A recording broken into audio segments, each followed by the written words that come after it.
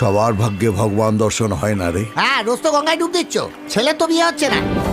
বাঙালকে London দেখাচ্ছে। এই বাড়ি ছেড়ে আমি এক পাও যাব না। হ্যাঁ। মরতে হলে আমি এখানেই মরবো। একদম ঠিক। কি বলি? মুখ ফসকে বেরিয়ে গেছে। তো বন্ধুরা, আজকে আমি রিভিউ করবো প্রজাপতি 2 ট্রেলারটা নিয়ে। তো ট্রেলারটা 2 দিন আগে রিলিজ করে দেওয়া হয়েছিল। ট্রেলারটা দেখছি, আমি রিভিউ করার সময় পাই নাই। তো এখন আমি ট্রেলারটা দেখলাম 3-4 বার। তো ট্রেলারটা ভাবলাম রিভিউ করে দিই একবার, ট্রেলারটা কেমন হয়েছে। 2 মিনিট 45 সেকেন্ডের টিজার, সরি ট্রেলার। তো এই ট্রেলারের কাস্টের কথা যদি বলি, এই ট্রেলারের কাস্ট আছে তোমার মিঠুন, দেব, খরচ মুখার্জি, কাঞ্চন, বহুত ভালো ভালো অ্যাক্টররা আর কি এই মুভিটাতে কাজ করতেছে। আমরা ট্রেলারটা দেখে কিন্তু বুঝতে পারছি। আর এই মুভির ডিরেক্টর হলো তোমার অভিজিৎ সেন, আর তোমার এই মুভির মিউজিক দিচ্ছে হলো জিৎ গাঙ্গুলি। তো এই ট্রেলারটা কেমন লাগছে যদি আমি বলি, আমার কাছে এই ট্রেলারটা বেশ ভালোই লাগছে। কারণ ট্রেলারের ভিতরে এমন কিছু বলা যাবে না যে নায়িকা, সব কিছুই আছে ট্রেলারের ভিতরে। তোমার লাভ স্টোরি আছে, কমেডি আছে, ইমোশনাল আছে, সব কিছুই আছে ট্রেলারের ভিতরে, একদম মিক্স মশলা যেটাকে বলে। তো এই ট্রেলারটা শুরুতে দেখায় মিঠুন চক্রবর্তী আর হলো কাঞ্চনকে। মিঠুন বলতেছে যে অত সহজে ভগবানের দর্শন হয় না। তারপর কাঞ্চন বলতেছে যে গঙ্গাতে তো ডেলি ডুব লাগাও, তোমার ছেলের বিয়ে তো আর হয় না। তো ভরপুর কমেডি দেখাছে। প্রথমে তোমার 1 থেকে 1.5 মিনিট কমেডি দেখাছে। তারপরে একটা ক্যারেক্টারে এন্ট্রি হয়, সাকিব আল হোসেন। তোমার বাংলাদেশের ক্রিকেটার না কিন্তু তাই বলে, এটা অন্য ধরনের সাকিব আল হোসেন। তো তার এন্ট্রি হওয়ার পরে তোমার হলো ইমোশনাল সিনগুলা দেখায় এই ট্রেলারের ভিতরে।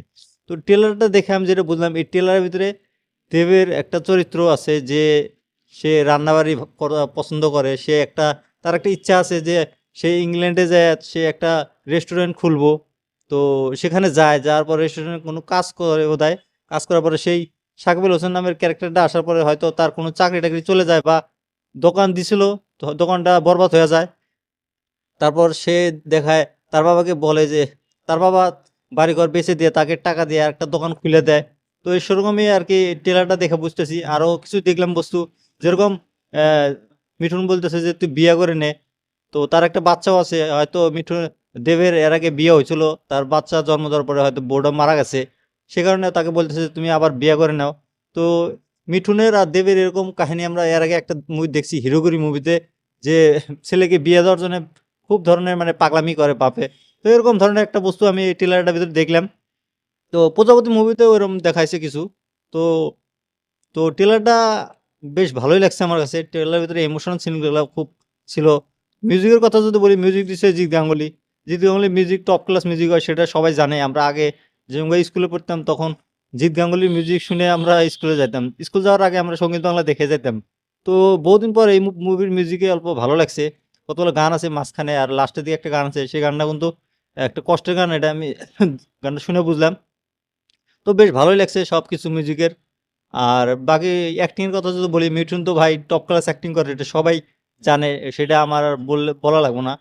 তো সব কিছুই ঠিকই আছে। তোমরা ট্রেলারটা যদি দেখো না এখনও, ট্রেলারটা যাই দেখো, দেখে তোমরা আমাকে কমেন্ট করে জানিয়ে দিও তোমাদের কাছে এই ট্রেলারটা কেমন লাগছে। আর আমার এই রিভিউটা কেমন লাগছে সেটাও বলে দিও। আর আমার এই ইউটিউব চ্যানেলটা